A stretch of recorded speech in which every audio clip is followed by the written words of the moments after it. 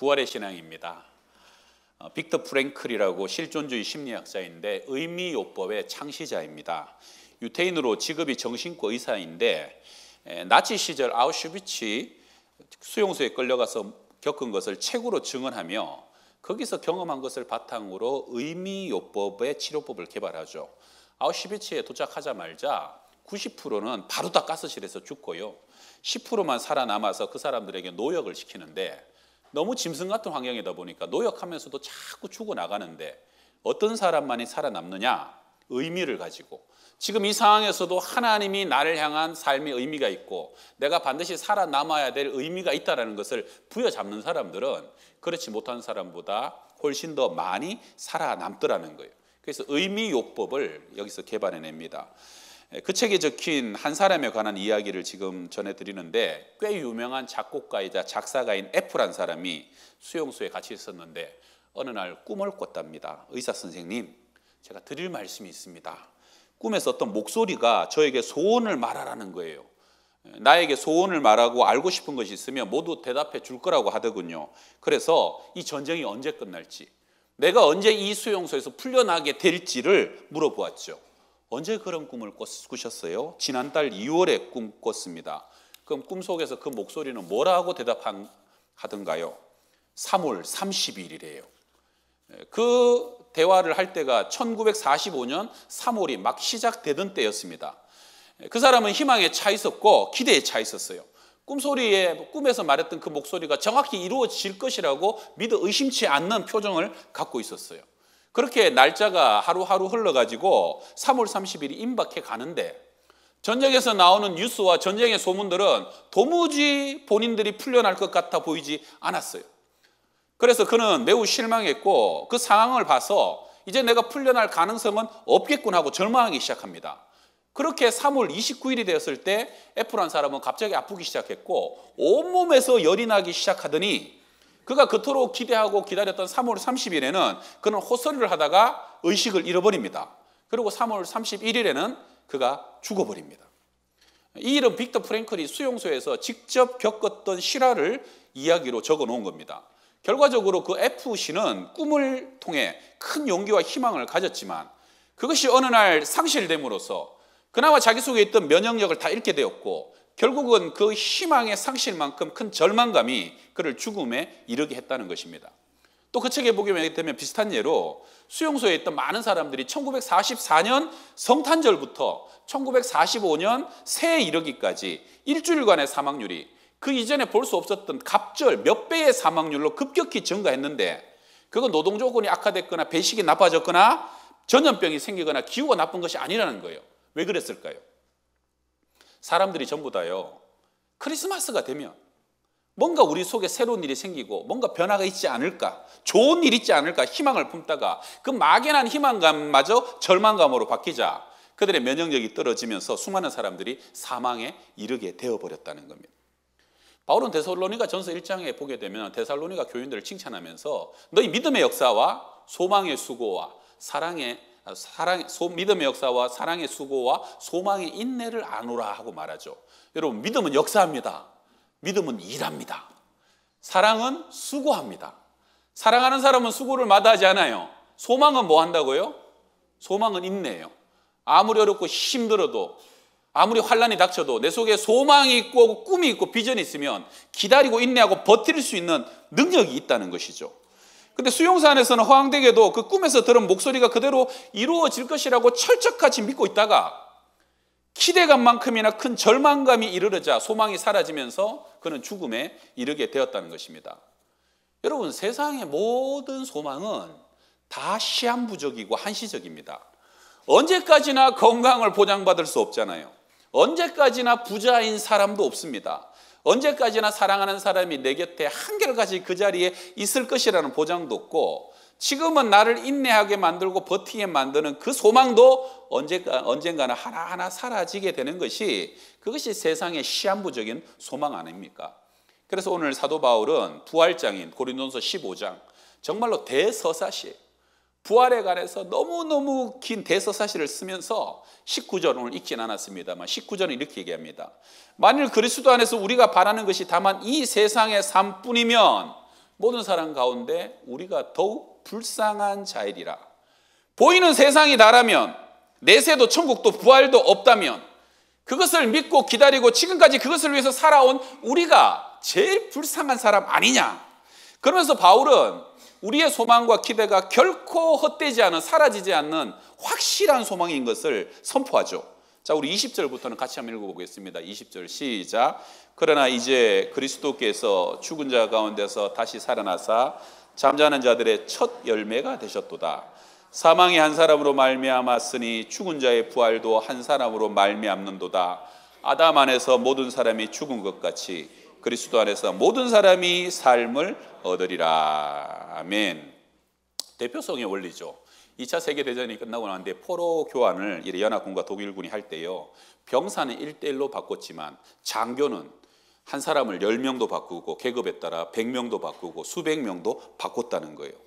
아담 안에서 아담이 범죄함으로 그 아담 안에서 모든 인류가 다 죄 아래 갇혀서 죽임을 당하였지만, 그러나 세상보다 크시고 만유보다 크시고 세상을 창조하신 그리스도께서 사망 권세를 깨뜨리고 부활하신 첫 열매가 되셨기에 그를 믿고 영접하고 주님과 연결되고 주님 안에 거하는 모든 사람에게 영원한 생명이 부어지게 되었다는 것입니다. 할렐루야.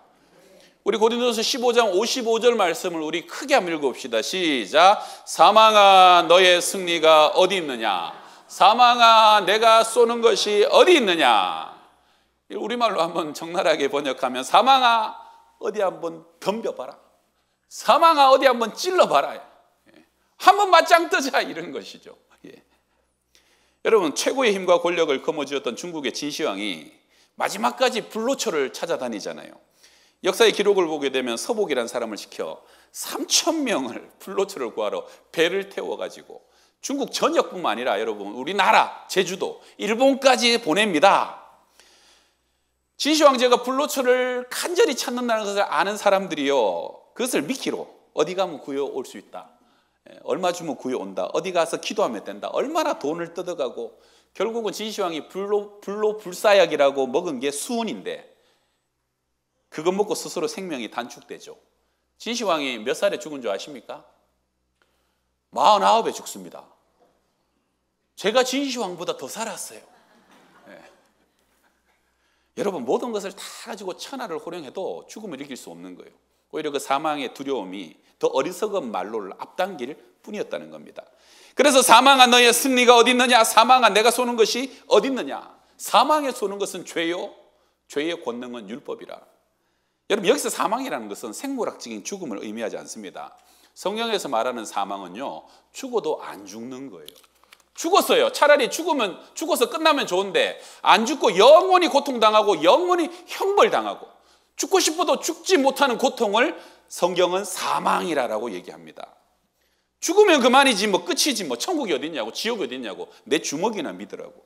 근데 그런 사람들이요, 막상 죽음이 시시각각 다가오잖아요. 사시나무 떨듯이 부들부들 떱니다. 죽음의 그림자가 꿈에라도 잠깐 보이잖아요. 어찌할 줄 모릅니다. 왜 그런지 아셔요?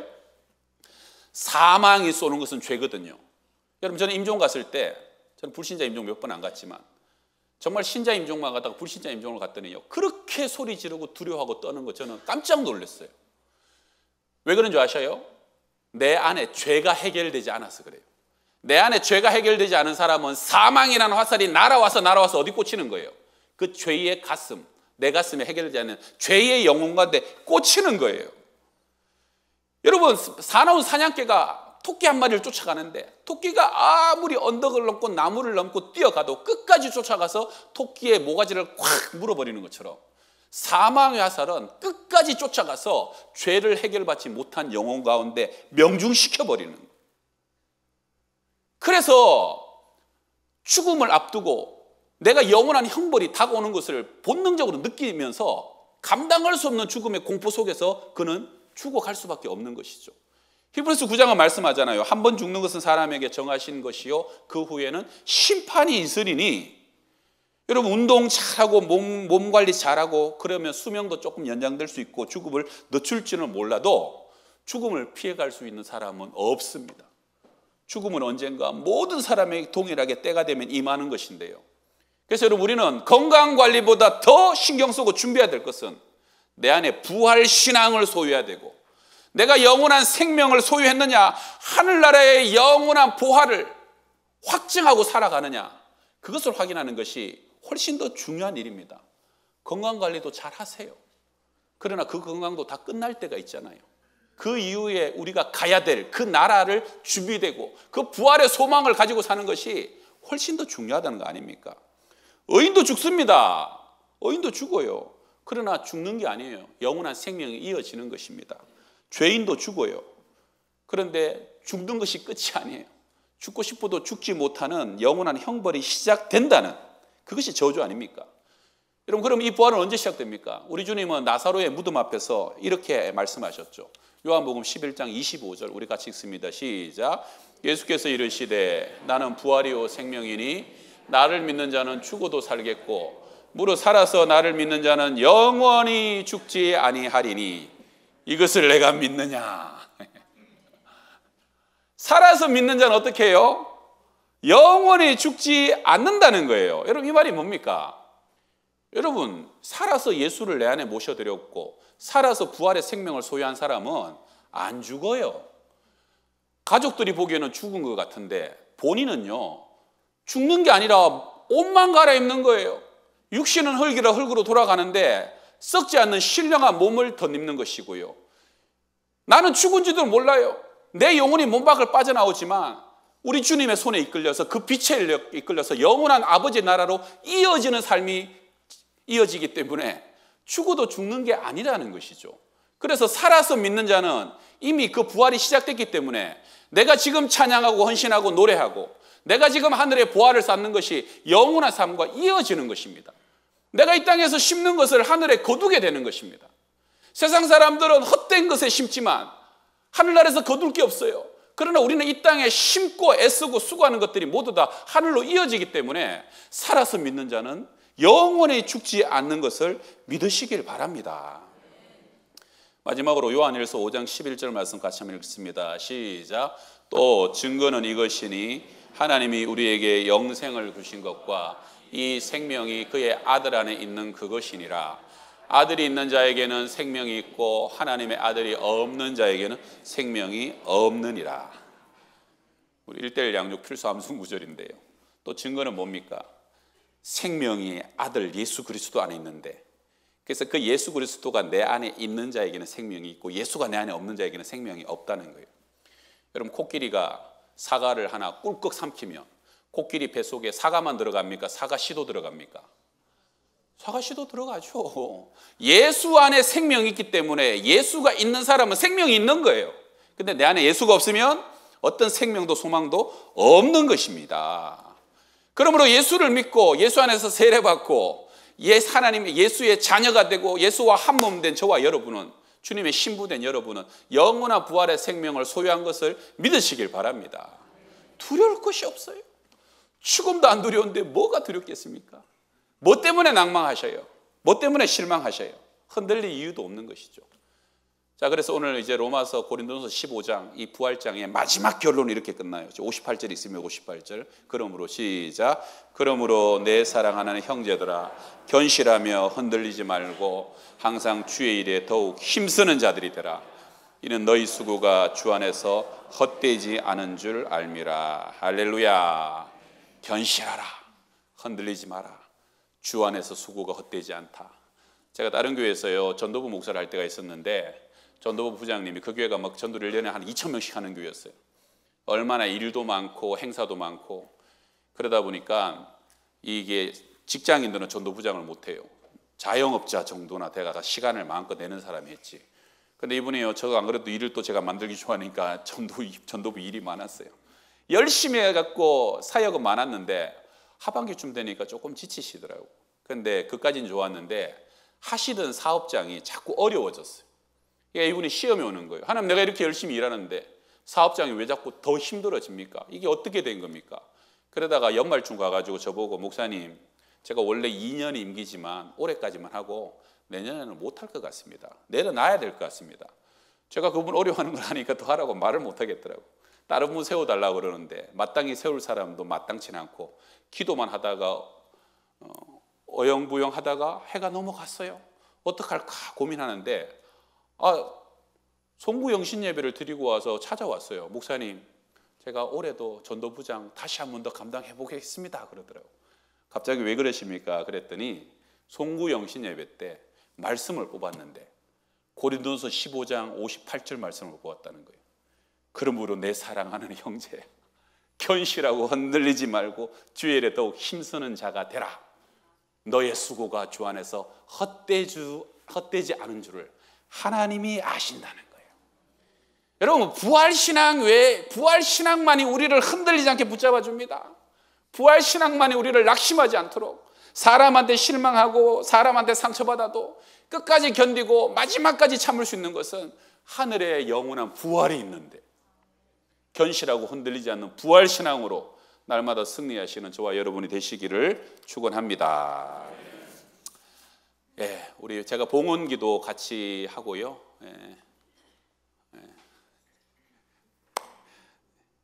제가 봉헌기도 같이 하고 그리고 하기로 얘기가 됐는데 우리 목사님들이 깜빡하신 것 같아서 기도하겠습니다.